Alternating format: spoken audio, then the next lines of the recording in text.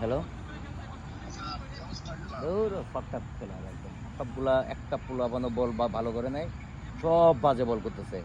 এর মধ্যে রিজনে একটা মিস্টেক করলো আইসা বোলিংয়ে আসছে। আইসা মাইর খায় একদম ফাঁকটা করে দিল। না জিতে গেছে ওরা। ওরা হ্যাঁ শেষ। ওরা 18 ওভারে গেম বাইর করে ফেলেছে। 8-17 ওভারে। ওরা 2 ওভার কাটা পড়ছে। এত বাজে ব্যাটিং জিতার খেলা বুঝছেন? হ্যাঁ রান ভালো করছি না।